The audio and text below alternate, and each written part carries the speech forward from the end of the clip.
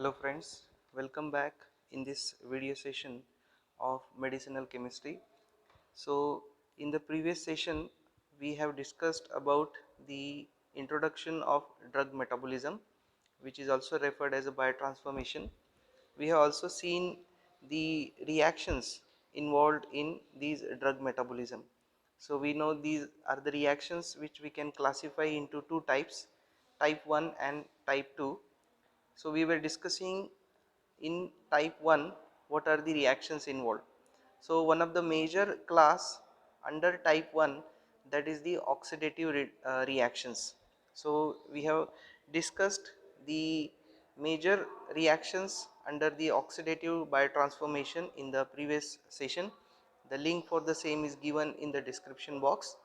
Now in this session we will be focusing on the oxidation of carbon atoms alpha to carbonyl and imines, then aliphatic and alicyclic carbon atoms, then oxidation involving carbon heteroatom system, that is nitrogen and oxygen, and oxidation of aldehydes and ketones. Similarly, in the coming session, the reductive reactions of aldehydes and ketones, the nitro and azo compounds and miscellaneous reduction reactions will be discussed, and then hydrolytic reactions, that is hydrolysis of ester, amide, and hydration of epoxide and arene oxide by epoxide hydrase. So that is all about the phase 1. Then we have the phase 2 reactions which we will be discussing in the coming session. Now let's get started with the today's discussion.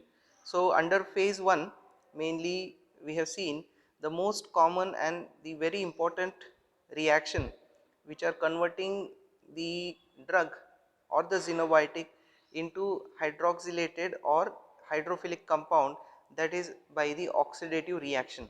So oxidation of our xenobiotic is getting happen with the microsomal enzymes.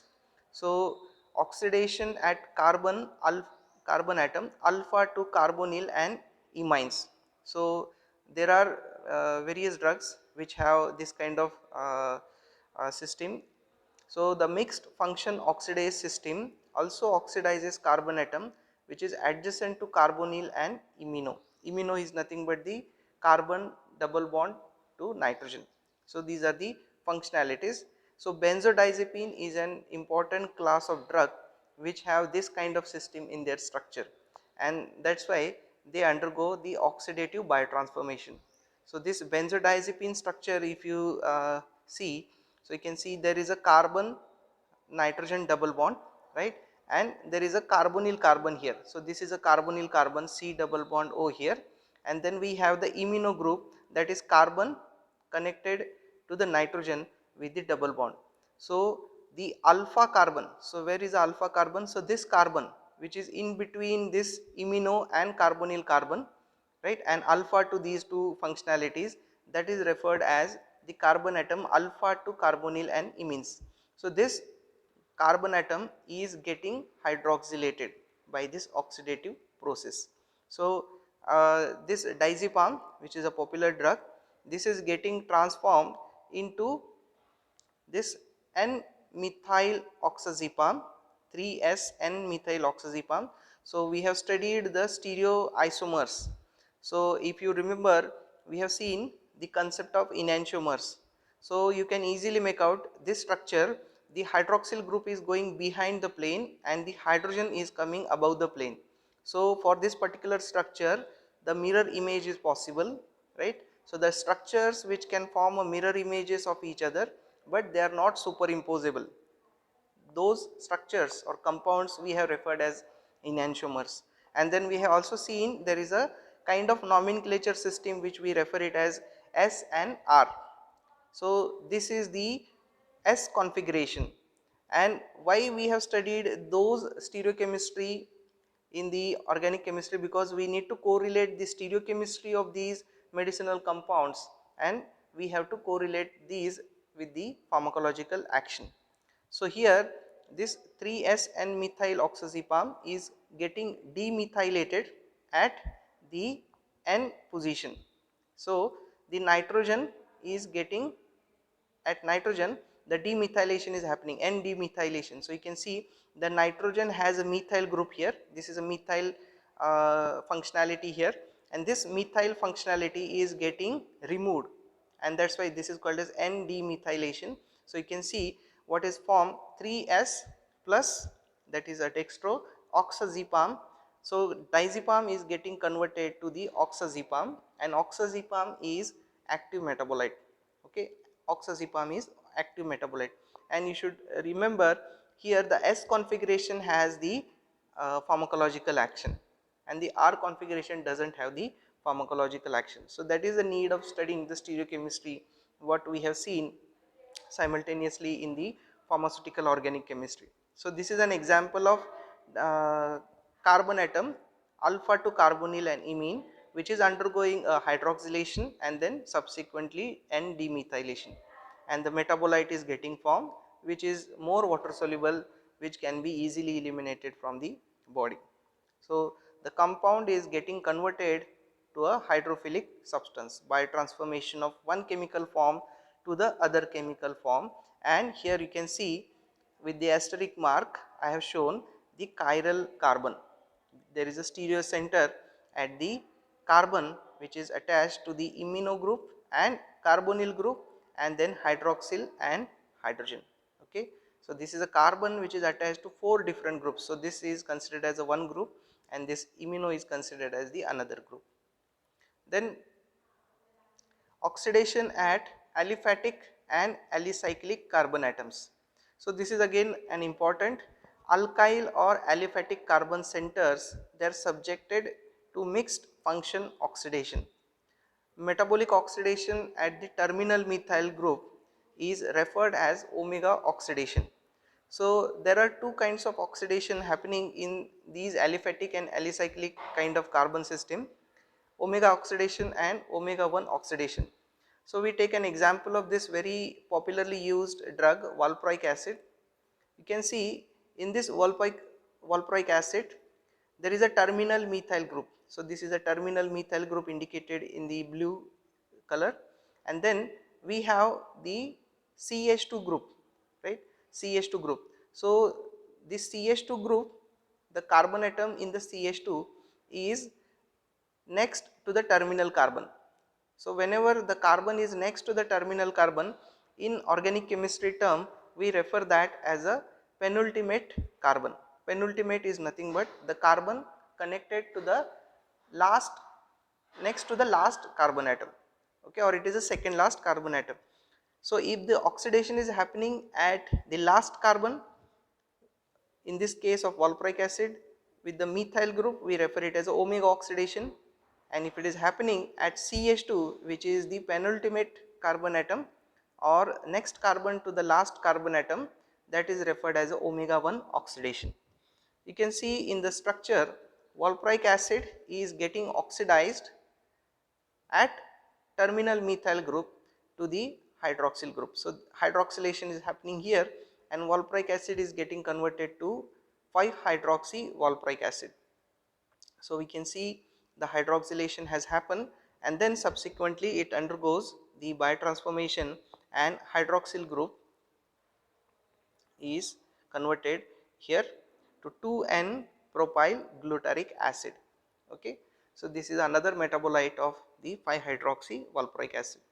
Then if the oxidation is happening to the penultimate carbon atom, then as indicated here the CH2, so this carbon is penultimate carbon, and the hydroxylation will happen to this penultimate carbon, and valproic acid will be converted to 4-hydroxy valproic acid. Okay, so this is an example of oxidation at aliphatic and alicyclic carbon atom. We will take another example. Here we have drug amobarbital. So this amobarbital, you can see it is getting hydroxylated and converted to 3-hydroxy amobarbital. Now can you tell me this is undergoing omega 1 oxidation or omega oxidation? So as we have mentioned, if the oxidation happening at the terminal carbon, we refer it as a omega oxidation. If it is happening at the penultimate carbon atom, it will be referred as omega 1 oxidation. So you can see in this, so this is the carbon at which the hydroxylation is happening, and this is not the last carbon. CH3 is the last carbon, or you can consider this CH3 as a last carbon. In fact, in this case it is happening at the second last carbon, or the carbon connected to the last carbon, next to the last carbon or second last carbon. So this is an example of omega 1 oxidation. Okay, so this is another example of omega 1 oxidation happening with the amobarbital. Then we will take an example of alicyclic carbon atoms. So these are the examples what we have discussed in the previous two slides, that is oxidation at aliphatic carbon atom. Now we will discuss the oxidation at alicyclic carbon atom. So the cyclohexyl group commonly found in many medicinal agents and is also susceptible to mixed function oxidation, what we refer it as a alicyclic hydroxylation. So enzymatic introduction of a hydroxyl group into monosubstituted cyclohexane ring generally occur at position of carbon 3 or carbon 4. Okay, and this will lead to cis and trans conformational stereoisomers. Okay, so again we are correlating the concept of stereoisomers or stereochemistry here with an example of acetohexamide. Now you can look at the structure of acetohexamide, and this is the alicyclic carbon atoms. So this is a cyclic structure, saturated cyclic structure, which is getting biotransformed through the oxidation process. It is getting hydroxylated, and in this case it is getting hydroxylated at the fourth carbon atom. So in this structure where the hydroxyl group is getting attached, so this is the carbon which we refer it as a alicyclic carbon, and this is carbon number 4. The hydroxylation in such kind of structure or system can also happen at carbon number 3. So this is the carbon number 3 here. So it can happen at carbon 4 or it can happen at carbon 3 based on the other functional groups or the part of the structure which has been attached to this cyclic structure. Okay, so in this case the acetohexamide is getting biotransformed to trans 4 hydroxy acetohexamide. Okay, so they have been referred as a trans isomers because the hydrogen of this and hydrogen of this is trans to each other, right? And similarly it can form the cis isomer also, but that is not active, so we have not shown here. So acetohexamide is getting biotransformed to its stereoisomer, which we are referring as a trans 4 hydroxy acetohexamide. Okay, then we will see one more example of this alicyclic carbon atom. So the very popularly used drug glipizide. So this glipizide again has the alicyclic carbon atoms in this particular cyclic structure. Now this glipizide can also get biotransformed at fourth carbon atom. Okay, so we have seen in the discussion here it is getting biotransformed at carbon number 3 or carbon number 4. So in this glipizide again the biotransformation is happening at fourth position and it is forming the trans 4 hydroxy glipizide, which is the major metabolite in this biotransformation. Okay, cis also formed, cis 4 hydroxyglipizide is also getting formed, but this is in a minor amount. The major amount of isomer is trans 4 hydroxyglipizide, and this is the biotransform or the metabolite of the glipizide through the oxidation of alicyclic carbon atom. Okay. The next is oxidation involving carbon heteroatom system. Okay. Now again there are various kinds of system which have the carbon heteroatom system in the structure. So if we have carbon and nitrogen, so nitrogen as a heteroatom in the system, right? So what kind of oxidation it undergoes? So oxidation involving carbon nitrogen system, In this case again there are subtypes, that is tertiary aliphatic and alicyclic amines. Tertiary amines, for example imipramine is monodemethylated to des-methyl-imipramine. You can look at this particular structure of imipramine. So in this structure of imipramine we have a terminal nitrogen, and this terminal nitrogen is tertiary in nature because it is connected to 3 carbon atoms here. So methyl here, then methyl here, and the rest of the structure here. So this is referred as a tertiary nitrogen atom. So whenever you have tertiary aliphatic, so this is a tertiary aliphatic amine, and this tertiary aliphatic amine of imipramine is getting hydroxylated, right? It is it is not getting hydroxylated, it is getting oxidative biotransformation. So it is getting mono demethylated, right? So one of the methyl group is getting removed in the form of this HC double bond OH, and you can see one of the methyl group has been knocked out, and what has been formed, that is imipramine has been biotransformed to des-methyl imipramine. Okay, so this is an example of ternary or tertiary aliphatic amines which is getting N demethylated. Okay, it is getting demethylated here. Then we will see another example. So this is the structure of benzheptamine. So this is benzheptamine, right? And we can see in the structure again there is a nitrogen atom here, aliphatic nitrogen, and this nitrogen is also tertiary in nature. So this nitrogen which has the methyl substitution, so this can undergo the demethylation. So this methyl group can be knocked out in the form of this HC double bond OH and will get convert into N benzyl 1 phenyl propane 2 amine.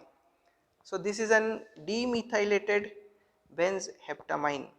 So benzheptamine is demethylated to its metabolite which is hydrophilic in nature. Then there are several secondary amines, and these are also susceptible to N dealkylation, oxidative deamination, and N oxide reaction.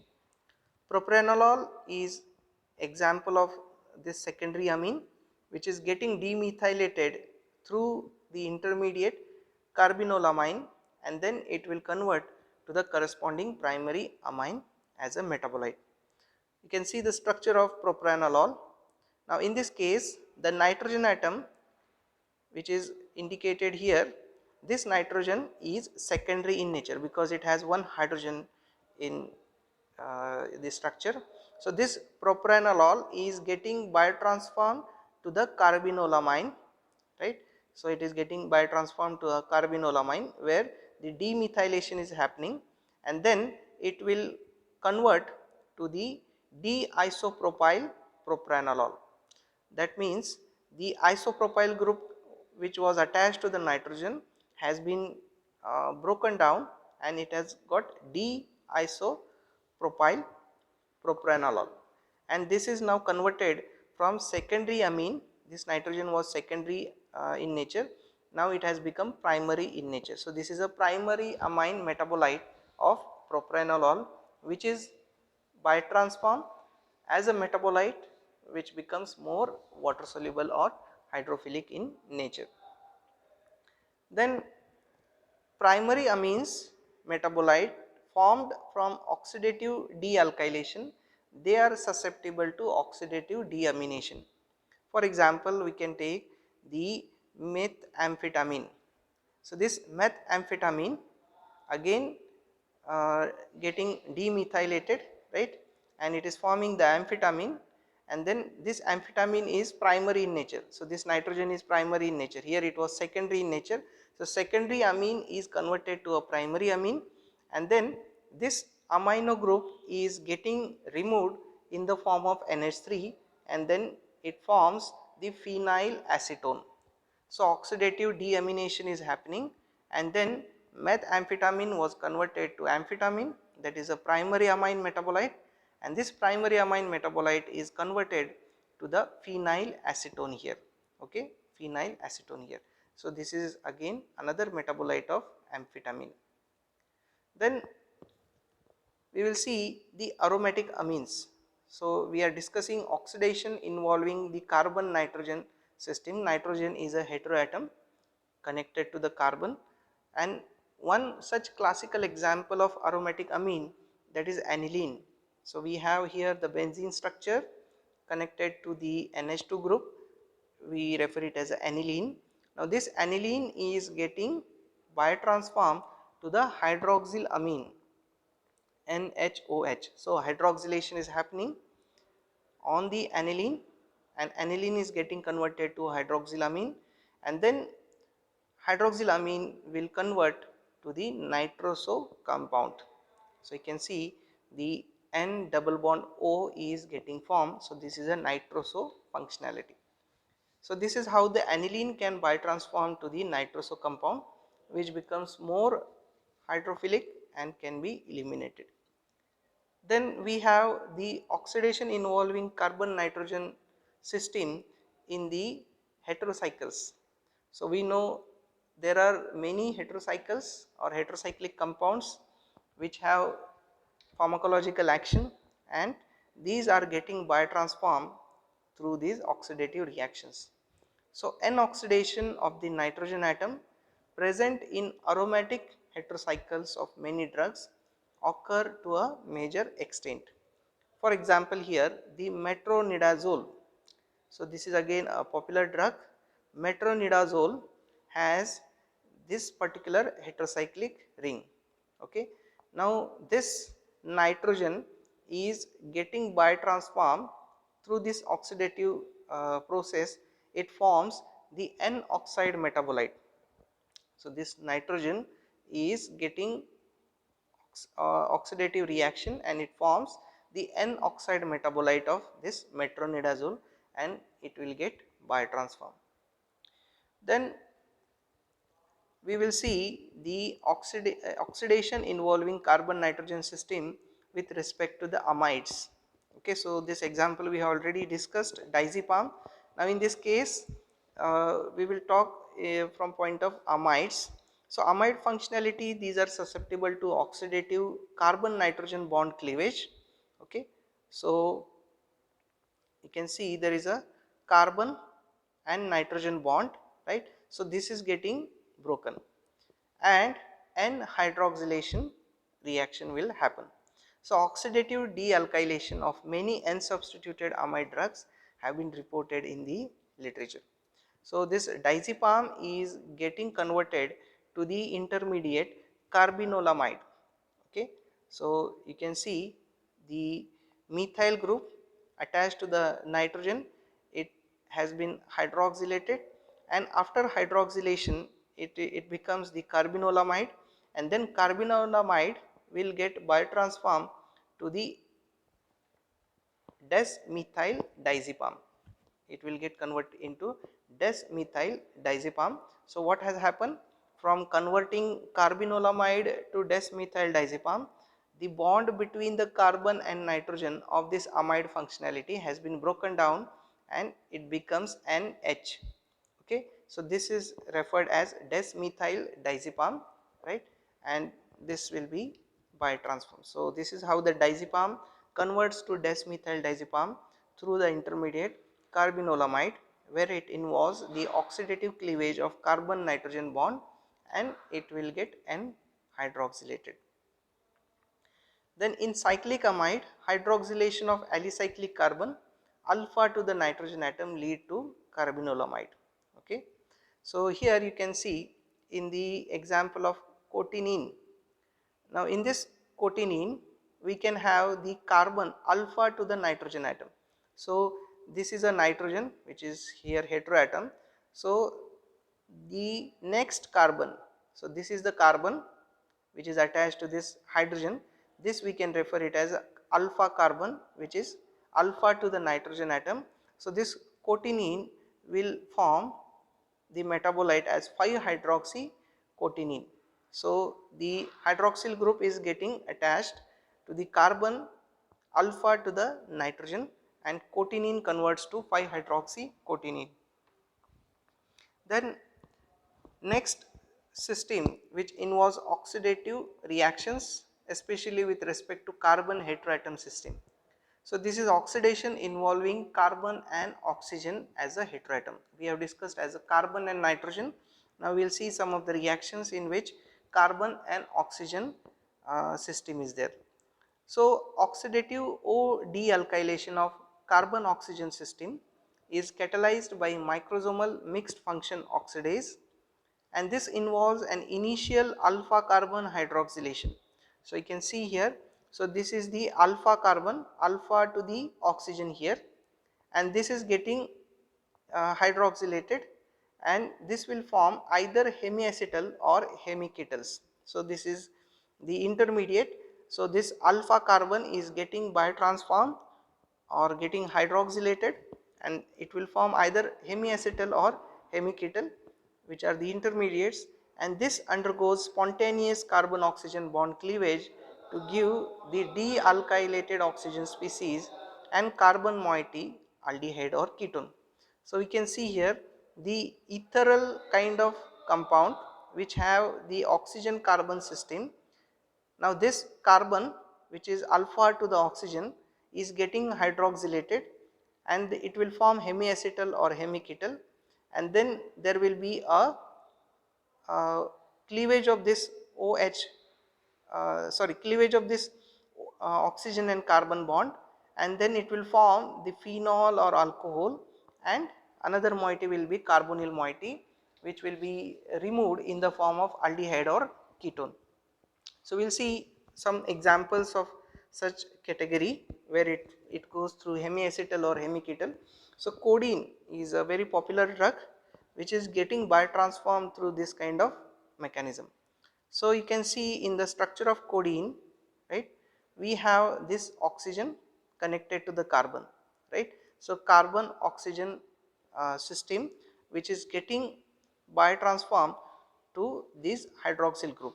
Now you can see the codeine is converted to morphine. So morphine is again active metabolite of codeine, and this is getting hydroxylated, and the carbonyl moiety will also get formed, right, in this particular reaction. So you can see the codeine is biotransformed to morphine by removing the carbonyl moiety, and it will get hydroxylated at carbon oxygen atom.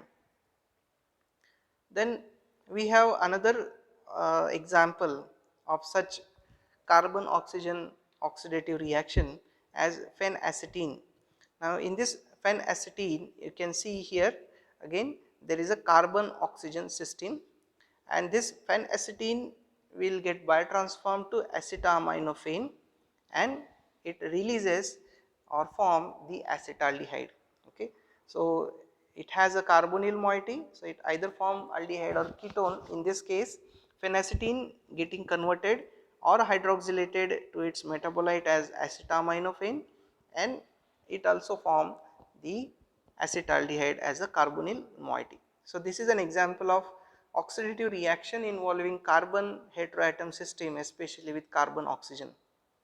Then oxidation of alcohols and aldehydes. Okay. So this is the last type of reaction under this phase 1, especially with the oxidative reactions. So many oxidative process we have seen, benzylic, allylic or alicyclic or even aliphatic, when they undergo the hydroxylation, they generate the alcohol or carbinol metabolite as the intermediate products.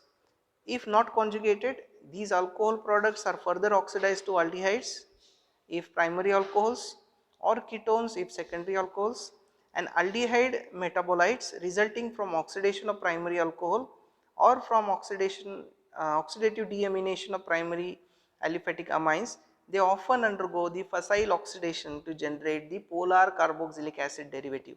So this we have already discussed in the previous slides, right, but that was the intermediate. So this particular figure, if you remember, we have seen the benzylic carbon atom. So this carbon atom we referred as a benzylic carbon atom, and this benzylic carbon atom is converted to its corresponding alcohols.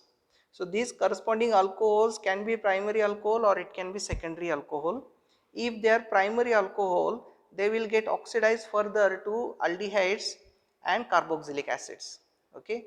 If they are secondary alcohols, they will be converted to the ketones.